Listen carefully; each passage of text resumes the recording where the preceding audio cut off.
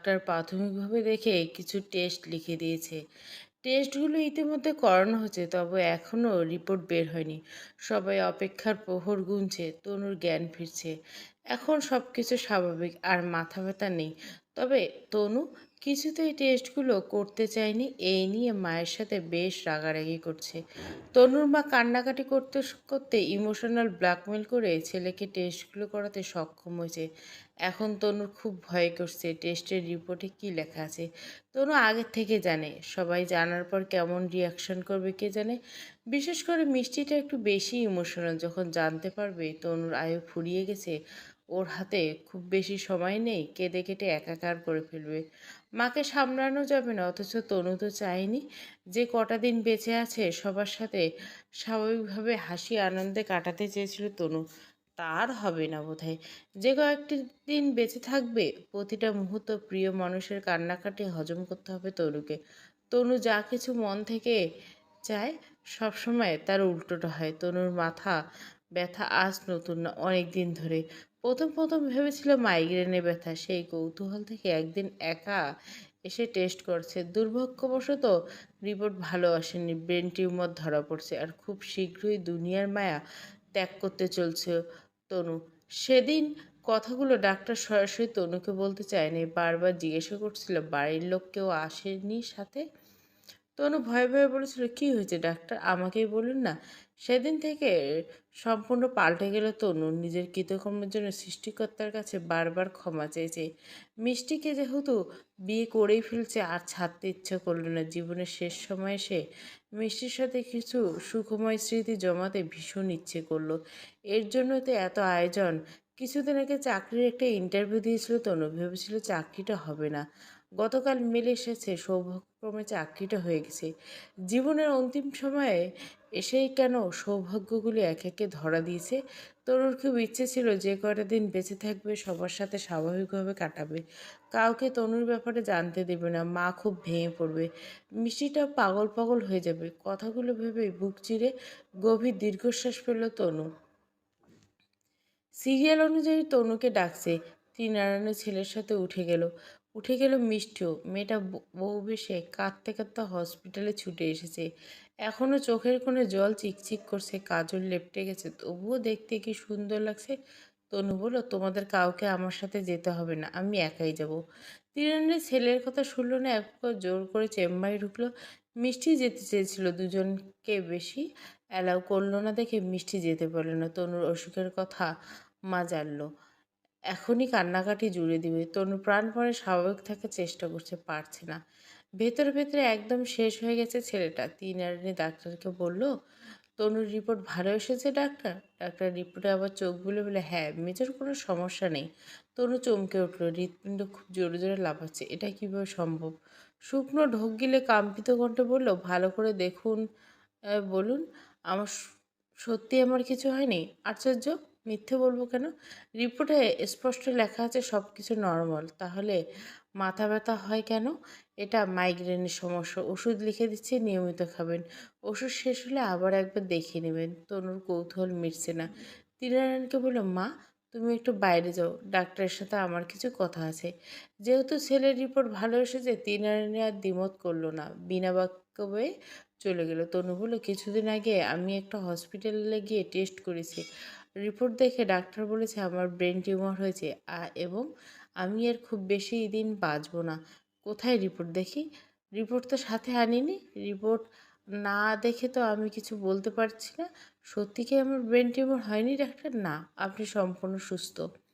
আমার বিশ্বাস হচ্ছে না। বিশ্বাস না করলে আমার কিছু করার নেই। 25 বছর এই পেশায় আসি, ভুল হওয়ার চান্স নেই। দেখুন, আগের রিপোর্ট হয়তো কোনো গরমিল আছে। এতদিন কী পরিমাণ ডিপ্রেশনে ভুগেছিল তনু, তা যদি এই ডাক্তার জানতো। তনু যে কেমন অনুভূতি হচ্ছে কাউকে বলে বোঝানো সম্ভব না। আজকে তনু মিষ্টিকে ঘরে তুলবে, আর আজকে এত ভালো খবর একটা পেল। তনু কাপা হাতে রিপোর্টগুলো নিয়ে ডাক্তার চেম্বার থেকে বেরিয়ে গেল। চোখে জল, মুখে হাসি। মৃত্যু চিরন্তন সত্য জানার পরেও বেঁচে থাকার কি আদম্য ইচ্ছা পুষে প্রতিটা মানুষ মনের ভিতর। তনু ডাক্তার চেম্বার থেকে বের হতে মিষ্টি আচমকা দৌড়ে এসে তনুকে জড়িয়ে ধরে বুকে মুখ গুজল। কান্না ভেজা কণ্ঠে বলল, আমি খুব ভয় পেয়েছি। তনু হেসে বলল, মন ভালো করা হাসি বলল, আমার কিছু হয় নাই রে মিষ্টি, চেয়ে দেখ, আমি একদম ফিট। তনু মিষ্টিকে নিয়ে সরাসরি নিজের বাড়িতে চলে গেল। আসার সময় ডাক্তারের নাম্বার নিয়ে এসেছে তনু। আগের রিপোর্ট ছবি তুলে ওনার হোয়াটসঅ্যাপে সেন্ড করে দিল তনু। ডাক্তার রিপোর্টগুলো দেখে রিপ্লাই দিল, এটা আপনার রিপোর্ট নয়, বয়সটা দেখুন। আচ্ছা, সেদিন কি তনু নামের অন্য কেউ কাকতালীয়ভাবে একই টেস্ট করতে গেছিল? হ্যাঁ, হয়তো, আমার সঠিক জানা নেই। রিপোর্ট আপনার না, হয়তো কোনোভাবে আপনাদের রিপোর্ট বদল হয়ে গেছে। হসপিটাল কর্তৃপক্ষ কিভাবে এত বড় ভুল করতে পারলো? তনু স্বস্তির নিঃশ্বাস ফেল। জীবনে এত খুশি কোনোদিন হয়নি তনু। আকাশে পূর্ণিমার ঝলমলে চাঁদ। তনু মিষ্টিকে বলল, ছাদে যাবি মিষ্টি? এত রাতে চল না প্লিজ, ভারী লেহেঙ্গা চেঞ্জ করে নেই। তনু একগোয়ের মতো বলল, না। মিষ্টি লাজুক হেসে বলল, আচ্ছা চলুন তবে। বাসার বাইরে এসে তনু মিষ্টিকে কোলে তুলে নিল, তারপর একটা একটা করে সিঁড়ি বেয়ে ছাদে চলে গেল। ছাদে গিয়ে আস্তে করে মিষ্টিকে নামিয়ে দিল। ছাদের মাঝারি সাইজের একটা শিউলি ফুল গাছ আছে। এই মধ্যরাতে গাছে অজস্র শিউলি ফুল ফুটে রয়েছে। শিউলি ফুলের সুবাসে চারপাশ মাতোয়ারা। তনু মিষ্টির পেছনে দাঁড়িয়ে দুই হাত দিয়ে কোমর জড়িয়ে ধরল। মিষ্টি আবেশে কেঁপে উঠল। তনুর ভেতরে দাবানল। তনু মিষ্টির কাঁধে চিবুক রেখে আকাশের দিকে তাকালো, ফিসফিস করে বলল, দেখ আকাশ, আমার কাছে ব্যক্তিগত একটা চাঁদ আছে। তোমার ক্ষয়ে যাওয়া আগুনের থেকে হাজার গুণ সুন্দর আমার চাঁদ। প্রতিনিয়ত আমার জীবনে দ্যুতি ছড়িয়ে যাচ্ছে। আমি আমার চাঁদকে ভীষণ ভালোবেসে ফেলেছি। মিষ্টি লজ্জা পেয়ে পেছন ফিরে তনুর বুকে মুখ গুজল। ওই দূর আকাশের বুকে লেগে থাকা চাঁদটাও আজও লজ্জা পেল কি? নাহলে অমন করে মেঘে ঢেকে গেল কেন? মিষ্টি, হুম, তোকে একটা কথা বলা হয়নি। মিষ্টি মুখ তুলে তাকালো। চাঁদের আলোয় তনুকে দেখতে আজ অন্যরকম সুন্দর লাগছে। তনু মিষ্টিকে নিয়ে ছাদের কার্নিশে বসলো। মিষ্টির দিকে তাকিয়ে বলল, আমার পরিবর্তন হওয়ার পিছনে একটা গোপন সত্যি আছে। কি সত্যি? তুই যে প্রায় বলতি না, খারাপ মানুষ সহজে ভালো হয় না, কথাটা পুরোপুরি মিথ্যা না। তার মানে আপনি? আহ, আগে আমার পুরো কথাটা শোন, বলুন। আমাদের বিয়ের পর আমি আর খারাপ জায়গায় যাইনি ঠিকই, যেহেতু মন চাইলেও তোকে কাছে পাইতাম, তাই আর যাওয়ার প্রয়োজন পড়েনি। তবে ফোনে প্রায় মেয়েদের সাথে গোপনে চ্যাট করতাম। গোপন চ্যাট বুঝিস তো? মিষ্টি দুই হাতে মুখ ঢেকে ফেললো। ওর খুব কান্না পেয়েছে। মা ঠিকই বলল, খারাপ মানুষ কখনো ভালো হয় না। তনু মিষ্টির মুখ থেকে হাত দুটো জোর করে সরিয়ে মিষ্টির কপালে চুমু এঁকে দিয়ে বলল, পুরো কথাটা আমাকে শেষ করতে দেয়। অর্ধেক শুনেই এত ভেঙে পড়িস না মিষ্টি। মিষ্টি বিড়বিড় করে বলল, শুনতে ইচ্ছা করছে না প্লিজ মিষ্টি। মিষ্টি বিরস মুখে অন্যদিকে তাকালো। ওর বুকের ভিতর খুব কষ্ট হচ্ছে। তনু সত্যি সত্যি ভালো ছেলে হয়ে গেলে খুব কি ক্ষতি হতো? হতো না। তাহলে কেন ভালো হলো না মানুষটা? তনুর বিষণ্ণ মিষ্টি বিষণ্ণ মুখের দিকে তাকিয়ে দীর্ঘশ্বাস ফেলল। বলল, তোকে বিয়ে করার পরও আমার ভেতরে কোনো পরিবর্তন আসেনি। তবে একটা ভয় সবসময় কাজ করতো, যদি সবাই জেনে যায় আমার মান সম্মান থাকবে না, আমাকে তোর বাবা অপমান করবে, ছোটদের সামনে আমার ইমেজ নষ্ট হবে। আমার ভয়কে সত্যি করে দিয়ে সত্যি সত্যি প্রায় অনেকেই আমার ব্যাপারে জেনে গেল। তবুও আমার ভেতরে সেভাবে কোনো পরিবর্তন আসেনি। আসলে যে একবার নীল সাদা রঙিন দুনিয়ায় পা রাখে, সে চাইলেও সহজে আর বের হতে পারে না। আমিও পাইনি। হঠাৎ একদিন প্রচণ্ড মাথা ব্যথা নিয়ে একা একা ডাক্তার দেখাতে গেলাম। বলে রাখা ভালো, আমার মাথা ব্যথা নতুন না, মাঝে মাঝে তীব্র মাথা ব্যথা হয়। তো সেদিন ডাক্তার কিছু টেস্ট দিল। কাকতালীয়ভাবে আমার টেস্টের রিপোর্ট তনু নামের অন্য একটা ছেলের সাথে বদলে গিয়েছিল। ওই দোষটা অবশ্য আমি হাসপাতাল কর্তৃপক্ষকে দিব। তো সেই রিপোর্টে লেখা ছিল আমার ব্রেন টিউমার, বাঁচার সম্ভাবনা নেই। আমার দুনিয়া আয়ুকাল 6 মাস বা তার কম।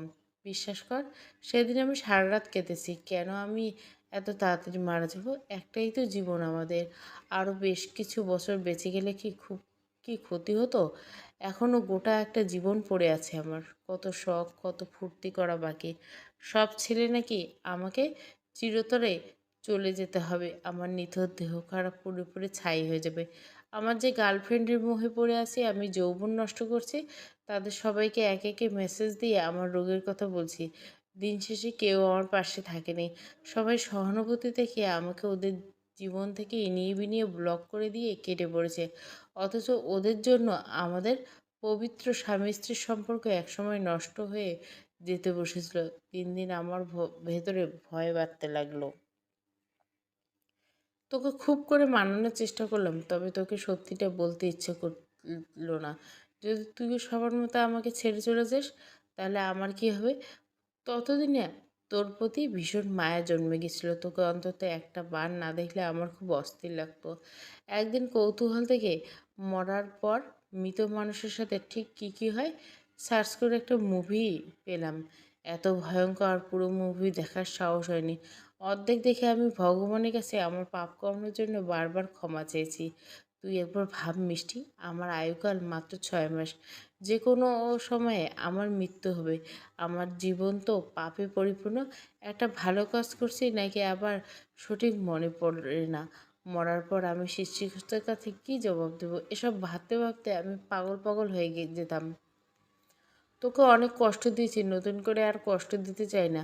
তোর মনে আছে তোর কাছে আমি 6 মাস সময় চেয়েছিলাম? ভেবেছিলাম মরেই তো যাব, যে কটা দিন বেঁচে আছি তোকে ভালোবেসে আপন করে নিব। তোর সাথে আমার শেষ সময়ে বেশ কিছু স্মৃতি জমিয়ে তোকে উপহার দেবো। মাঝে মাঝে ভাবতাম আমি যাওয়ার পর তোর তো অন্য কারোর সাথে বিয়ে হয়ে যাবে। তুই অন্য কাউকে আদর করবি, ভালোবাসবি, স্বামীর অধিকার দিবি। তখন না আমার খুব কষ্ট হতো, আবার অনুশোচনা হতো। আমি মরে যাওয়ার পর তুই অন্য কারো বউ হবি ভাবলে আমার দম বন্ধ হয়ে যেত। অথচ তুই আমার বউ থাকা অবস্থায় আমার সম্পর্কে কত কিছু জেনে গেছিস। তোর কত ধৈর্য রে মিষ্টি। কথাগুলো চিন্তা করলে তো আমি অনুভূতি শূন্য হয়ে যেতাম। আর তুই এত কিছুর পরে কীভাবে মুখ বুঝে মেনে নিলি? কথাগুলো বলতে বলতে তনু মিষ্টির দিকে তাকালো। মেয়েটা ফুপিয়ে ফুপিয়ে কাঁদছে। তনু মিষ্টিকে জড়িয়ে ধরলো, মাথায় হাত বুলিয়ে দিয়ে বলল, এই বোকা মেয়ে, কাঁদছিস কেন? চেয়ে দেখ, আমি সম্পূর্ণ সুস্থ, আমার কিছুই হয়নি। তবে বেঁচে থেকে আমি মৃত্যুর অনুভূতির আসল স্বাদ পেয়েছি। আমার ভালো হওয়ার পেছনে এই একটাই কারণ যথেষ্ট ছিল। আজ আমি ওই মায়াময় রাত, চাঁদ, তারাকে সাক্ষী রেখে বলছি, জীবনে যতগুলো দিন বেঁচে থাকবো শুধু তোর বর হয়ে বেঁচে থাকবো রে মিষ্টি। তুই শুধু তোর মতো করে তোর ভালোবাসায় আমায় রাঙিয়ে তোল। মিষ্টি তনুর বুকে নির্ভয়ে মুখ গুজলো, আদ্র কণ্ঠে বলল, সত্যি তো? তনু মিষ্টির কপালে ভালোবাসার উষ্ণ পরশ বুলি বলল, সত্যি বউ, অনেক রাত হয়েছে, ঘরে চলুন। আর একটু থাকি না? না, আমার খুব খিদে লেগেছে। তনু এক চোখ টিপে দুষ্টুমি করে বলল, কি খাবি মিষ্টি? মিষ্টি লজ্জায় নুয়ে গেল। একটু একটু রাগও লাগছে। চোখ রাঙিয়ে বলল, ভাত খাবো, ভাত। তনু হেসে দিল, মন ভালো করে হাসি বলল, চোখ দুটো বন্ধ কর মিষ্টি। মিষ্টি ভয়ে ভয়ে বলল, গলা টিপে মেরে ফেলবেন নাকি? তনু অট্টহাসিতে ফেটে পড়ল। হাসতে হাসতে চোখের কোণে জল জমল। বলল, মারতেও পারি। মিষ্টির ঠোঁটের কোণে হাসি ফুটে উঠল। আলতো করে দু চোখ বুঝল। তনুর গরম নিঃশ্বাস মিষ্টির ঘাড়ের উপর উপচে পড়ছে। তনু মিষ্টি গলায় শিউলি ফুলের মালা পরিয়ে দিল। আবেশে কেঁপে কেঁপে উঠল মিষ্টি। শিউলি ফুলের স্নিগ্ধ ঘ্রাণে মিষ্টির মন জুড়ে গেল। তনুর চোখে চোখ রাখল মিষ্টি। মিষ্টি মায়া মায়া চাহনিতে তনুর বুকের ভেতর তোলপাড় শুরু হয়ে গেল। তনু মিষ্টির কাঁধ জড়িয়ে ধরে মিষ্টিকে কাছে টেনে নিল। মিষ্টির গলায় হাত বুলিয়ে দিয়ে বলল, আজ ফুলের মালা দিলাম, খুব শীঘ্রই তোকে একটা সোনার চেন গড়িয়ে দেবো মিষ্টি। মিষ্টি তনুর বুকে নিশ্চিন্তে মাথা রাখলো। আদর কণ্ঠ বলে, লাগবে না, শুধু এভাবে ভালোবেসে সারা জীবন আপনার মায়ায় জড়িয়ে রাখবেন আমাকে। তনুর হাতের বাঁধন আর একটু শক্ত হলো। মিষ্টি বুক ভরে স্বস্তির নিঃশ্বাস নিল। মনটা আনন্দে পুলকিত। আজ থেকে এই মানুষটাকে নিয়ে মিষ্টির আর কোনো ভয় নেই, সংশয় নেই, কোনো জড়তা নেই, কোনো অভিযোগ নেই। এই মানুষটা শুধু মিষ্টি। যতদিন সে বেঁচে থাকবে মিষ্টির ভালোবাসার মানুষ হয়ে বেঁচে থাকবে।